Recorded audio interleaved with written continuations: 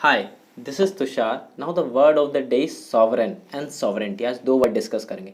Actually आप में से बहुत सारे लोग यूपीएससी और अलग गवर्नमेंट एग्जाम्स के लिए तैयारी कर रहे हैं, तो I was asked this word. मुझसे ये वर्ड दो तीन बार पहले भी पूछा गया। ब्रिटिश और अमेरिकन में अलग अलग तरीके से बोला जाता है। अमेरिकन में इसे सॉवरेंटी कहा जाता है, ब्रिटिश के अंदर इसे सॉवरेंटी कहा जाता है। बट इसका मीनिंग क्या होता है, क्योंकि ये वर्ड बहुत कंफ्यूज करता है। देखो, सॉवरेंटी से पहले आपको सॉवरेन समझना रहेगा। सॉवरेन क्या होता है? एक सुप्रीम रूलर जो रहता है ना, मतलब सबसे बड़ा रूलर, उसके ऊपर कोई भी नहीं। एक तरीके से प्रभु, भगवान। क्योंकि अगर हम देखा जाए तो राजा को भगवान के बराबर माना जाता था, ये तरीका रहता, तो उसे सॉवरेन बोला जाता है, द लॉर्ड। ठीक है। अब एक्चुअली क्या हुआ, ये वर्ड एक पॉलिटिकल वर्ड है और नॉर्मली मेनली पॉलिटिक्स में यूज होता है, बाहर बहुत रेयरली यूज होता है, बट हमें पता होना चाहिए। अगर सपोज करो सुप्रीम मतलब सबसे बढ़िया, उससे ऊपर कुछ है ही नहीं ना, सबसे ज्यादा ताकतवर, दैट इज सॉवरेन।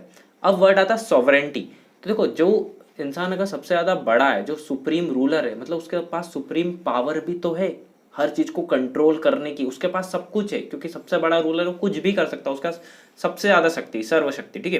तो जिसके पास ये सबसे ज्यादा शक्ति रहती है ना, उसे सॉवरेंटी कहा जाता है। इस सुप्रीम पावर का होना, इस सुप्रीम पावर को सॉवरेनिटी कहा जाता है।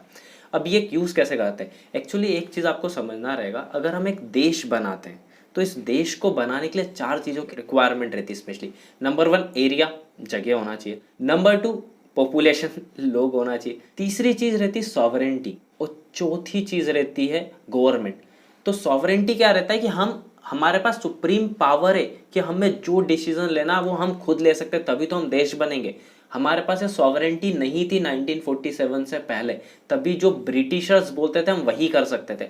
आज के टाइम में देखो, ये पॉपुलेशन, एरिया और गवर्नमेंट, ये हमारे स्टेट्स में भी तो है। जैसे मैं एमपी से बिलोंग करता हूँ, तो ये एमपी में, बट एमपी का जो हेड है, अगर मुख्यमंत्री को देखा जाए तो उसके पास सॉवरेंटी नहीं है, मतलब उसका सुप्रीम पावर नहीं, इसलिए वो देश नहीं बना सकता, मतलब वो खुद के डिसीजन नहीं ले सकता।